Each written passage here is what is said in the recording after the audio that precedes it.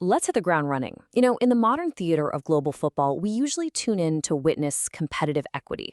We expect a grand final to basically function as a balanced, hyper-calibrated tug-of-war between two equal empires, right? Where victory is decided by a razor-thin technical margin or just a singular moment of individual brilliance.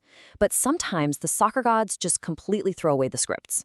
2 nights ago, under the blinding lights of the New York, New Jersey stadium, the football world witnessed something else entirely.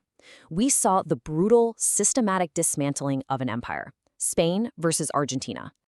So let's get right into Chapter 1, the myth of equal empires. Okay, let's dive into this.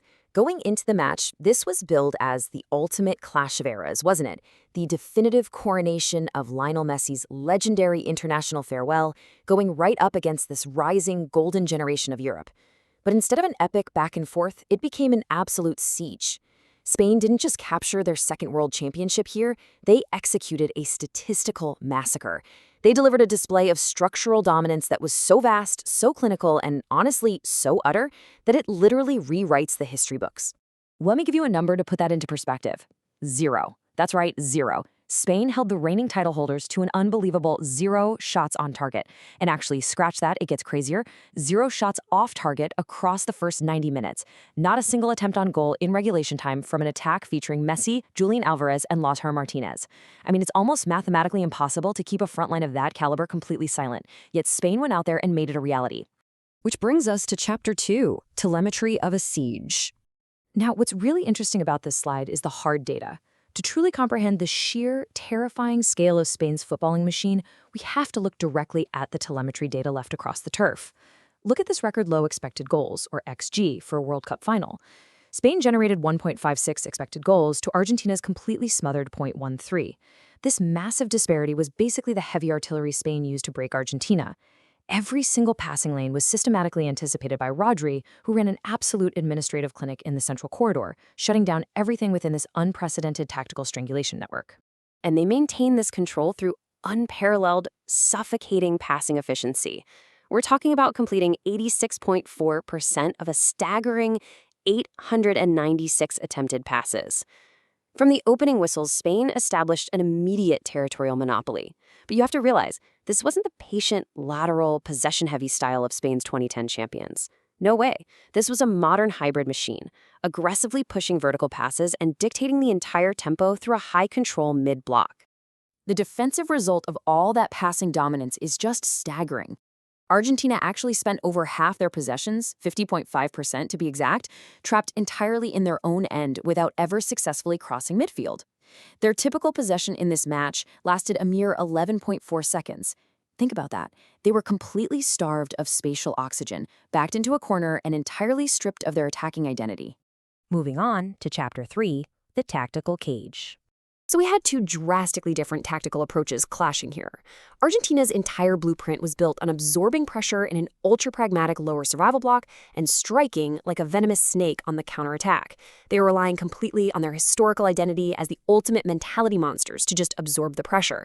But Spain's counterpress was simply too lightning fast, too coordinated, and honestly, too physically exhausting.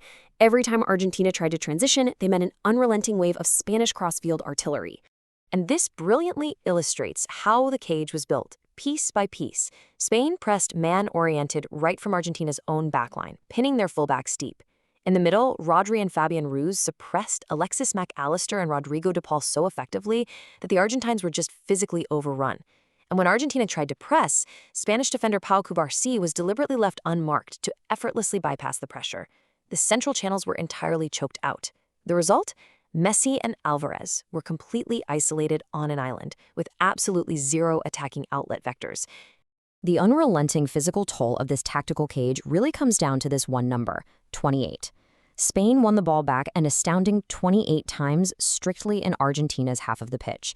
Every single time Enzo Fernandez or De Paul attempted to secure a transition pass to release the wings, they found themselves instantly swarmed by 3 red shirts. It was suffocating.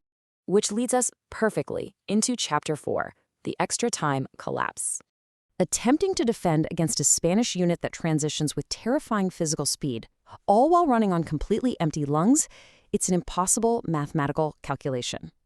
Eventually, the dam had to break. The extreme physical fatigue of chasing Spanish ghosts in the stifling humidity finally manifested in a pure, unadulterated structural failure for Lionel Scaloni's veteran squad. First, Lisandro Martinez had to be subbed out just before the half with an injury. Then, Christian Romero had to be replaced in the 70th minute. Scaloni's defensive foundation literally crumbled, and that backline was basically patched together with duct tape just to survive to the 90th minute mark. The catastrophic tipping point arrived just as regulation time expired. At 90 plus 3 minutes, as the physical legs failed, Enzo Fernandez made a desperate, lunging foul on Cubarsi. He receives a second yellow card, and he's sent off. The Argentine midfield was now completely fractured. So, entering extra time, Argentina was forced to defend against the best possession team on the planet with only 10 men. With that numerical advantage, Spain capitalized with clinical precision. In the 106th minute, Nico Williams delivered a pinpoint cross from the left side, allowing Ferran Torres to absolutely smash home the winner. The goal gate that Argentina had defended so desperately for over 90 minutes finally burst open. And Lionel Messi, who had been forced to drop all the way into his own defensive third just to touch the football, he simply didn't have enough time or structural support left to organize any sort of response. And that brings us to Chapter 5, Crowning the New Kings. So, the crucial point is, when the final whistle blew, cementing the 1-0 victory, it was abundantly clear that Spain's historic, systemic dominance was built on the backs of legendary individual performances. Rodri's commanding midfield masterclass earned him the Adidas Golden Ball. Ferran Torres was awarded Man of the Match, presented by Shakira and Kevin Hart no less. And teenage defensive phenom Pau Cubarsi won Young Player of the Tournament. These individuals were the flawless, perfectly calibrated gears inside De La Fuente's machine. But as the golden confetti fell, the intense frustration of a broken empire boiled over into some pretty ugly chaos. Severe post-match altercations broke out between the two benches.